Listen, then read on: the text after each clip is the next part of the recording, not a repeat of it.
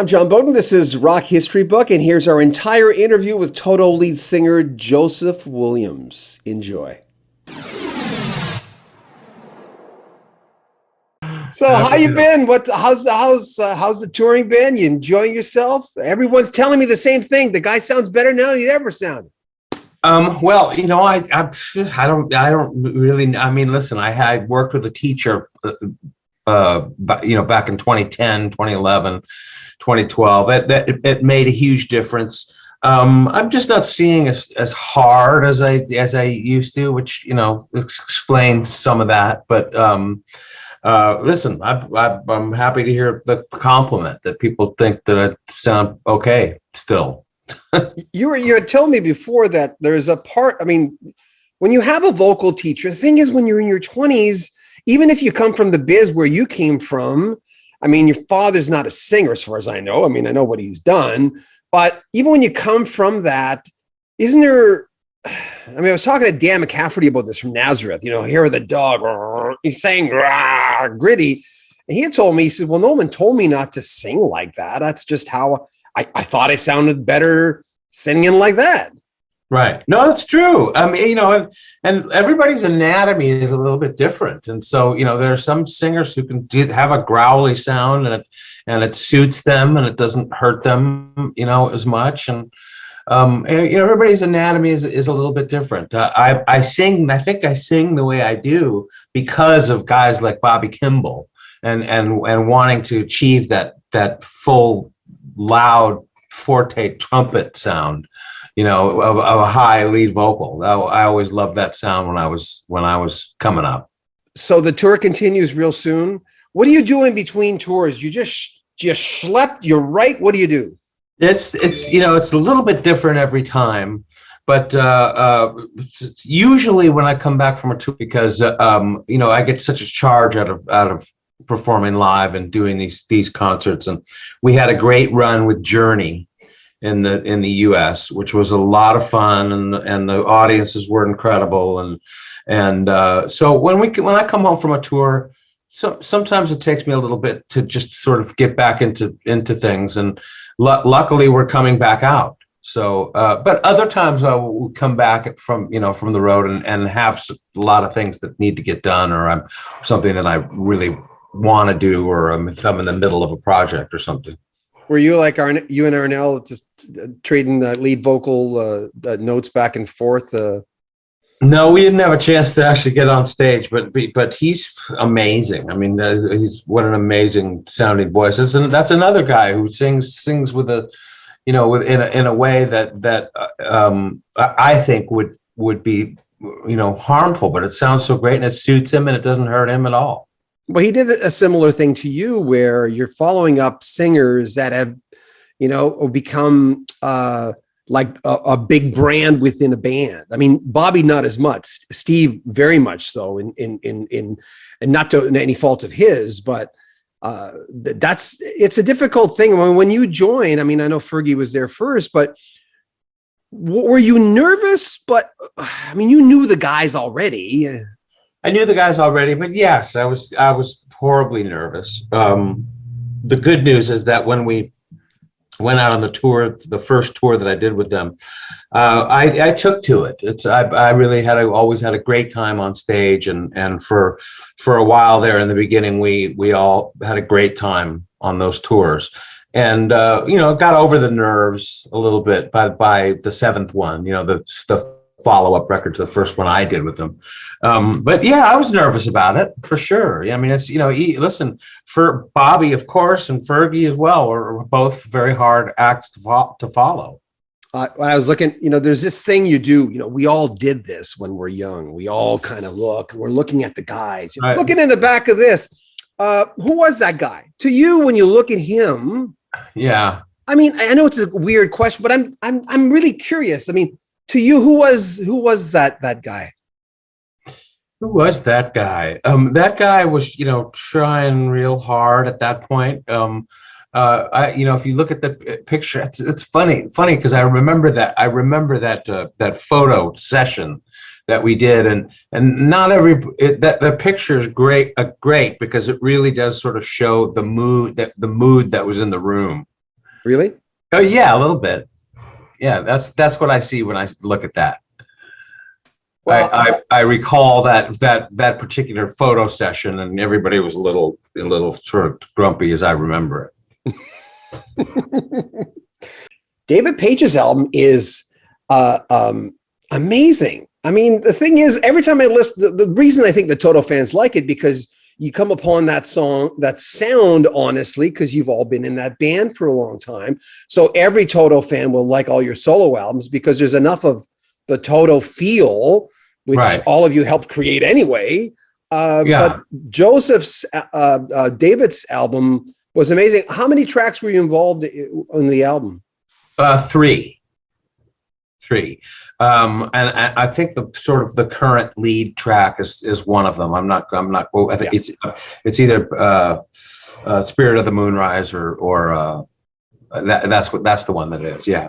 Those are a little more Toto-ish. There's a handful of them, and that's probably because I was involved in the writing of them with Dave, and I'm singing on them.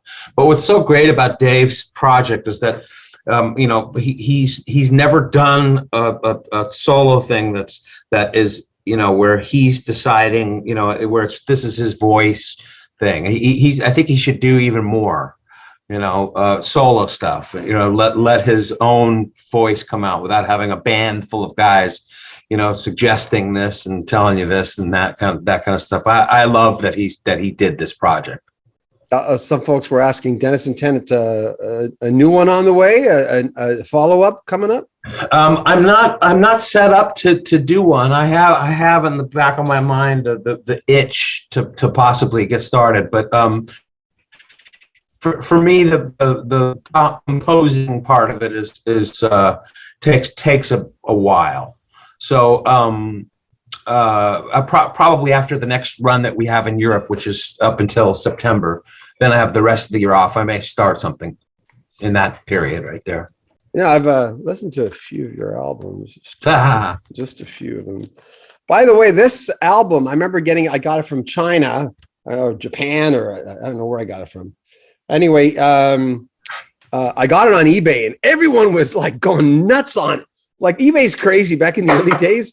You're going, oh, I'm going to get it for $50. Good. Oh my God. I just go, oh my God. I just paid a lot of money for it, but it was worth it.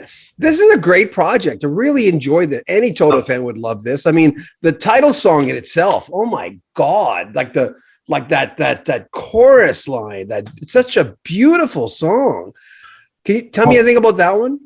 Thank you. No, I appreciate that. No, I Am Alive, the song, oddly enough, I was sort of started in writing it at a Toto sound check when I was still in the band. And, I was just going up and playing Dave's rig, his piano. And sometimes I would play a groove and get something started, and Jeff would play along, and Mike started playing along a little bit. And I would sort of mouth out where the chords I was going to go to.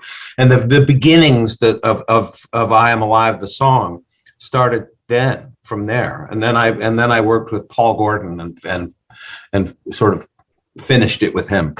And Jeff's on that, right? And the Picaro boys are on there, as far as I know.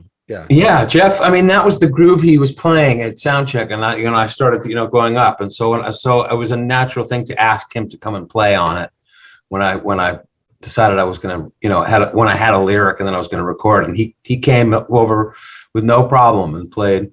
Which session was it? Which album was it? Do you remember? What do you mean? Was this a session for when I'm Alive? You brought that wasn't. You said that was during a Toto.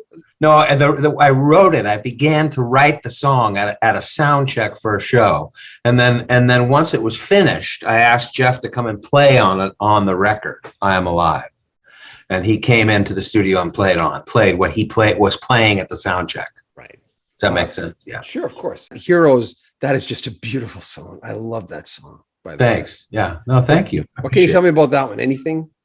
Heroes was a project that I started working with my friend Joe Carbone, and I believe that's a co-write with Joey, if I'm remembering correctly. It's been a while. I need to actually look at that album and look at the names of the songs and try and remember back what was happening. Do you remember, I don't know if I ever told you, but it's a story that I tell a lot of artists. I'm talking to your former drummer, Simon Phillips. I'm talking to Simon, and I'm playing him Mike Rutherford's, Genesis, his first solo album. Right. And I asked him about a song called Out of the Daylight. And he says, I don't really remember. I don't know why I don't remember that song. Because we always expect you guys to remember everything. And we don't remember everything. But anyway, here I am during the interview, and I'm playing him the song during the interview. Everyone just went nuts about it because it's one of the greatest drumming pieces I've ever heard. And it's an instrumental. And I said, are you impressed? And he stops and he listens. He says, that's pretty good. So people always expect you guys to remember everything like a hockey player or something like that. Well, it's who does is Luke. Luke has an incredible memory for things and for odd details. He really does. By the way, go ahead. No, go ahead. I was just gonna say, when I do a project like an album project, it's almost like film or television scoring. You forget what you wrote, the episode before when you start the next one. Luke remembers. He's got an incredible memory for these kinds of things. Have you kept journals or anything through the years? Have you because it's a thing that I see a lot of artists doing, but most of it's just notes and crap. I mean, Simon's going through his to write his book because he says he keeps track of his sessions through the years. But have you, and second part of the question, don't you love those? Do you have stuff? Have you kept your stuff? Like you look at Luke and you talk to Luke and I asked him, are you going to keep your stuff? He said, well, I'll keep my stuff till I'm dead and my kids can do with it, but I need my stuff. I got my autographs. Right. But so the two things let's start with do you have stuff? Yeah. I mean, I have some stuff. I'm not quite like that, but yeah, I have some things that mean something to me. You know what I mean? That I hang on to. Yeah. I think that's kind of what you mean. Are you talking about like, gold records and things? Gold records, memorabilia, anything. Like, do you keep, like I just talked to Gil of Triumph and the guy's got like warehouses of stuff. And I'm going, don't tell people you have 100 of these. Now all of a sudden they're not worth that much. But so yeah, not a ton of stuff, but yes, I do. I have little bobblehead figures of us and gold records and citations and that kind of thing. And have you kept records of anything that happened through do you keep a journal? You ever kept a journal? I've done it many times. I can never stay with it. It's the thing is that it's the consistency of staying with it. I always sort of lose track. But yeah, somewhere there's stacks of notes, and when I'm working, I take a lot of notes and for lyrics and stuff. So, but yeah, I've got a lot of periods where I started a journal, but didn't really stay with it. So, but there's pieces. You ever thought, is there a book in you? There is a book in me. It's, I mean, you haven't lived an ordinary life. This has been a colorful life. No, I think it would be a good book and kind of entertaining. It's but it's something that I would want to be really, really good. And so I haven't really thought about putting the time in to do something like that. Eventually, I'd like to do something. When I ask the audience, when I'm talking to you specifically, you're not surprised by this. Everyone's always asking about your dad, but was he one of the type of dad that gave you advice? Were you, because it's just your dad. I mean, every single rock star I talk to, when I talk to them with their kids, they go, oh, Dad, yeah, I know you had this life. I don't know. They don't care. They do and they don't. With your dad, did you get it growing up? Yeah, I got a lot of advice from him when asked, that kind of thing. Yeah, absolutely. I mean, especially during the period of time when I was, making an attempt to be a film and television, composer and stuff. He gave me a ton of advice there, but secretly, I think he always wanted me to be a lawyer or a doctor. I don't know if I'd let you operate on me, man. I'm just going to be real blunt on that. I don't know if that's I like the way you think. There's probably very wise. Okay. Roger R asks, does Joseph think that the Toto fans that some of the best vocals were on the 7th One album? I'm paraphrasing here. Songs like 1,000 Years and Mushanga. Do you consider? I mean, it's kind of hard because every musician says, "Oh, my latest album is my best one," because they're close to it, and it's and I understand why artists say that. It's not always true, but it's true to them, and you're always right when it comes to music. You can't tell someone not to like something. They either like something or not, they don't. I'm overcomplicating the question, but anyway, when you look back at that album, do you look at it as one of your best? The seventh one, definitely. I mean, the seventh one was, I took as a vocalist, took a big leap just because of the way I worked with Dave on those vocals. And it was back in the days before computers and Pro Tools and all of that. And so if you wanted to really nail a vocal and double it and do it, it was a lot of hours of work. And I learned a lot on that record. And I love the way some of those vocals came out, especially things like 1,000 Years. That's a good one. I can't compare them, to any of the other Toto albums or other Toto singers. It's just apples and oranges to me. You know what I mean?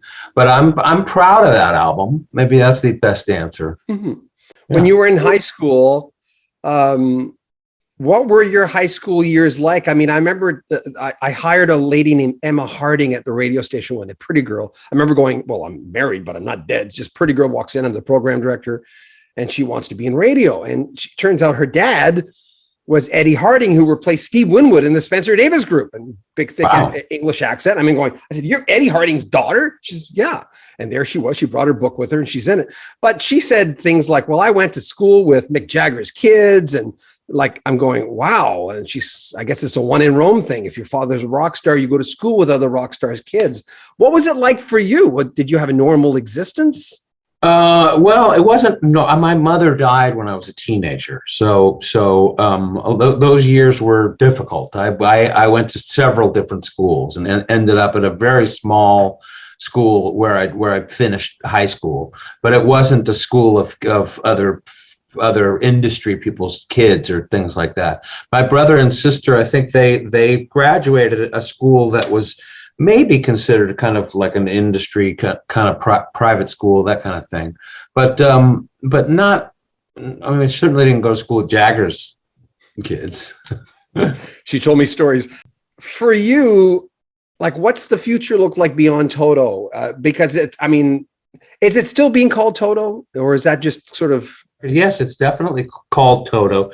I'm the one that sort of calls us Dogs of Oz. It's different than earlier incarnations of Toto because maybe there are less people from the original group or even from the period of time when I was in there. But yes, it's still very much Toto. We're playing those songs. The musicianship is up to par and above it the way it's always been with the new guys. That's a prerequisite. The vibe is great between the musicians, and it comes off. This new band definitely comes off feeling wise very much the way the old one did. You know what I mean? The 80s version that I was in. But technically, to answer your question, yeah, of course it's still Toto. As long as Steve Lukather's there and Paige is involved and everything, and I can still hobble myself out there and scream, then yeah, we can. It's still Toto. 14. When 14 came out, I remember thinking, it's like the last one as well. I don't know what it is that at your age, and I'll say that I'm 62 and I'm doing the best work I have, but I'm doing it because I'm watching the clock. And then by watching the clock, I'm serious. I'm watching the clock. I'm going, I'm 62. I've been an underachiever most of my life in radio. I loved working the evening shift, but then, I became a PD and a morning guy, and I started working a little harder. But why do you think you're doing such great work? I mean, it's a silly question, but I mean, you're really putting out some good, and you sound amazing, and it doesn't have to be that way. Frickin' you could be dead. I hate to put it that way, because a lot of people are dying all the time. What gives you that will? I wouldn't know. Really, the answer is I wouldn't know what else to do with myself. To be perfectly honest with you, I mean, I'm a person that has to keep busy. Otherwise, I'm go into a funk. So that's definitely a motivation. Also, I got to make a living. That's another motivation, and this is something that I know how to do. And I figured that the better I can do it, the more business we're going to do. I mean, that's just being honest with you. That's definitely one of the considerations. I will say that from time to time, I think to myself, my dad did some of his best work in his 60s and 70s. And so I better be at least, pretty decent. Otherwise, how embarrassing is that? Bill Bruford told me his best decade was his 60s, and then 70s, he says, not far behind. Yeah, there you go. I mean, my father's 90 now. So when he was my age, that's 30 years ago. So that's like, Raiders, Lost Ark, and E.T. and all of those. So when he was our age. So, yeah, When I don't know if I asked you the dentist office question last time. I don't remember, because when I leave my interviews, it's like what you were saying a while ago. Chase edits them, puts them together, and I don't see them again, right? Right. Because I have to move to the next thing because I immerse myself so much in this. If you're in a dentist's office and someone says, "What do you do?" Do you open that door? What do you do? If someone says, "Hey, so what do you do?" And it's sometimes I do. It's sometimes you can't help but get into it. Most of the time, because I want to answer honestly, and I say I'm a musician. Do you know anything? Have you done anything? I would know. Always the next question. And then usually there's a next question. And it's mostly just to make conversation. And so, sometimes it's very difficult to go, well, I'm just a musician. It's difficult for me when they say, yeah, what have you done? What have you worked on? I gotta, what am I going to tell? What am I going to say? I usually tell people I'm in a rock band from the 80s that was very successful back then. I tell people sometimes. And then, of course, which band? And, With your brother, how far back did you work with your brother musically? My brother Mark, my actual brother? Yeah. Musically, back 5 or 6, I guess. 5 or 6 years old. Is he younger or older? He's 2 years older. And was he introducing you to music while you were growing up? Well, the whole house was musical. My dad was working and playing the piano. My mother was a singer and, trying to get roles and films and things like that. And my brother started playing the drums and guitar. He took cello for a while. I took piano for a while. It was, sort of like what it was like in the house. So Mark didn't necessarily introduce me to music, but we started. I mean, technically, if you want to put it this way, we started playing together when he was probably 7 or 8, and I was 5 or 6, something like that. Not for real, but I mean, just playing around and trying to play our instruments together. Was that encouraged, or is it just a thing you did? I mean, that's just a thing you did, right? No, it was always encouraged, or at the very least, never discouraged.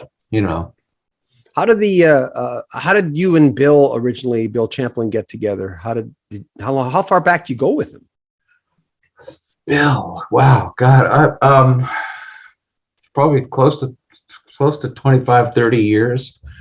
I've known Bill, and I'm trying. I can't remember exactly now how we met for the first time or got together, but we did a vocal session together. I can't remember what it was, but that was most certainly how we met and got together the first time.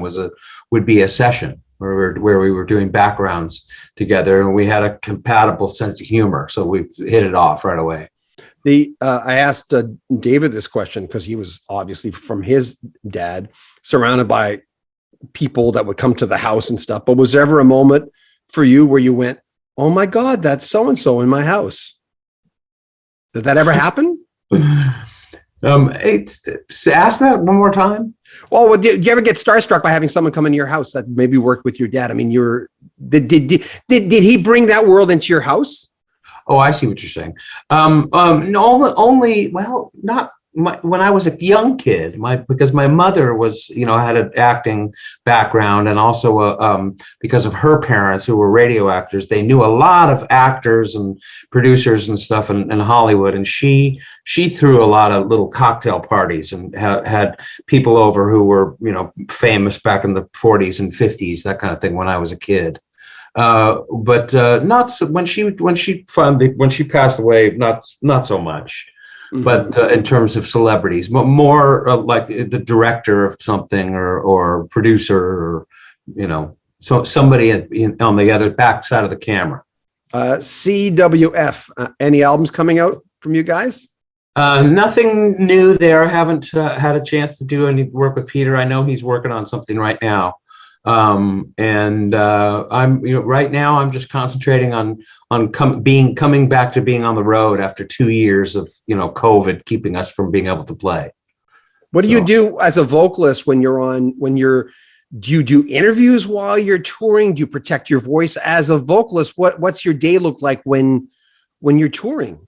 I try to get as much sleep as I can between, like each day between shows or whatever, sometimes more than one actually needs, but just to keep quiet. And if you can really get to sleep, it's the best thing for your voice. And, just trying to eat well and mentally just stay kind of loose. One of the mistakes I used to make in the old days was if every tickle I would feel in my throat, I would get paranoid about what my voice was going to sound like, and those kinds of things never completely go away. But I'm a lot more mentally relaxed, which helps. All you're doing is you're over a period of time when you're working on the road is you're making this area just a little swollen. So you want to get a lot of water. You don't want to have a lot of inflammation. You want to get as much sleep as you can. So I try my best to do all of those things. I'll put it to you that way. Fee Waybill told me something I'd never heard before. Acupuncture in here. I'm going, what?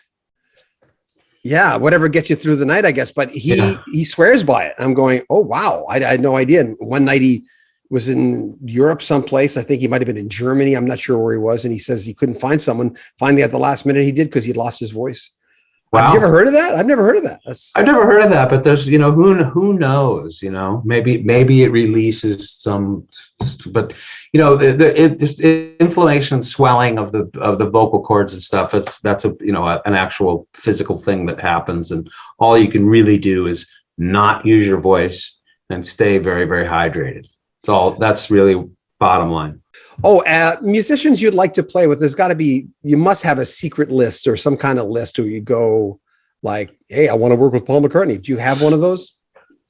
Not really, but I mean, listen, if I sat and thought about it, yes, of course, I'd come up with a couple of names. Paul McCartney, of course, would come to mind. Stevie Wonder would come to mind in terms of somebody I would love to work with. You guys would sound great together.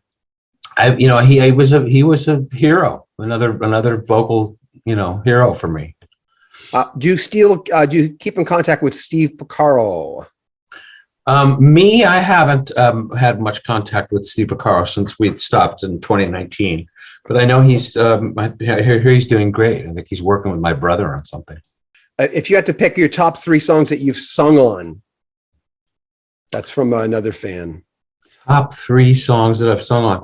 Well, it would depend on for what reason I'm choosing them. And in other words, number 1 would probably be The Lion King, if we were talking about sort of successful, that kind of thing. Mm-hmm. If we were talking about a song that I'm proud of in terms of vocals, it would be pretty much any 3 songs from the 7th one, to be honest with you. Yay. Thank you. You make me feel happy. I'm happy. I find like I'm speaking to the choir here, but Toto fans, unlike certain other bands, which I won't mention, I find Toto fans quite civilized, very loyal, of course, but it's almost like every band of fans, and I've been involved with a lot of different groups, like the Genesis fans, because I've interviewed a lot of those guys. But there's something kind of special that I find about a lot of them have friended me. They follow my videos, they're like loyal to me. But like, what is it? That's quite a group of people. It is. I'm convinced that that one of the factors, at least in why the fans are great, such great fans, is it has to do with the incredible musicianship of each individual in Toto. I mean, and that's why our fans are serious fans. You know what I mean? Mm-hmm. They get into it. It's probably that would be one reason, I would think. It's just that a lot of our fans, they have just a tremendous respect for the musicians who play in this band and the guys who formed it. And has it changed though from the 80s? Because I find the world obviously changes and everything's nothing's static. But has that changed from when you were in the band the first time? It doesn't feel all that different, to be honest with you. It's just that now if people will, come up after the show and they'll say, I saw you when I was, 17 years old. And, hey, how you doing? So we're getting new generations of fans because of songs like Toto that live. I mean, songs like Africa. I knew you meant that. Yeah, exactly. Yeah, I'm going to go see that band Africa. See, outside of music, Joseph Williams, what are you best at? Outside of music, what am I best at? I would. Wow. Well, it wouldn't really be sports. It would be. That's a interesting. It wouldn't be cooking. I got to tell you, man, a lot of people, I'm not sure why, half the people I talk to, because I'm doing a whole series on it where every musician will, talk. That's why these last questions are that. But I got to tell you, half the people I ask that to, they go, I don't know. I'm good at music, man. That's what I do. Yeah. I mean, yeah, I would. It's like I said, I wouldn't know what to do with myself if I didn't have the music in my life and go that way with it. I don't really know how to do anything else, but I don't know what I would be best at.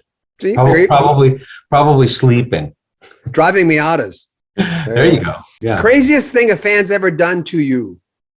Craziest fan ever. Well, one time after a show in Sweden or something, in the very cold weather, snowy weather, somebody ran or came outside and yelled from down the street, Toto, wait, Toto, wait. And I turned around and I waited and for them to run over to me, and they came running over in the freezing snow. And out of breath, she just said, I love Lugata. And then that was it. And I said, well, I'll tell him. And got in the van, and it wasn't even a Toto tour. It was a tour with Jay Graydon. So that's a funny one to me. Ian Anderson says as the best answer, no one can beat Ian Anderson because he said someone threw a used tampon at me, hit my chest. I looked down, it wasn't there anymore, but I was bleeding. I thought, right. I says, do I have permission to share that with everyone I talk to? He says, you please do. What scares you? What scares me? Wow. I like to ask different questions at the end. Very interesting. What scares me? Pain. 3 songs I wish I had written. Hey Jude. What's another good one? You can't take that away from me. Going way back. Yeah. And what would be a good third one that I think I'd written? Oh, A Ribbon in the Sky. Oh my God. Yeah. I love that song. Leah to me had a feel, there was because Ribbon in the Sky was played by NAC Radio, like the Wave in LA, KW, whatever it was called. Because I used to follow that station because I used to program that kind of music. and Leah was played by the Wave in LA a lot. I remember. By the way, why? Okay, I promise the last one. Why did you end up singing that song? Why? Because I thought at first I thought it was like everyone thought it was Steve. Yeah, well, it was a vocal on the first album that I did with them, and I was very eager to do whatever anybody wanted me to try and do, and Steve Porcaro wanted me to try and do it because I'm not sure why he didn't feel like doing it, but he wanted me to try and do it. But he directed me. He was very specific. He was on the other side of the glass, and he directed me every phrase, trying to sing it kind of the way he would. He was giving me the phrasing that he would do. I certainly wasn't making an effort to try and actually sound like him, but he directed me through that vocal, and it's also in his range. So that's why people think it's him. Wow.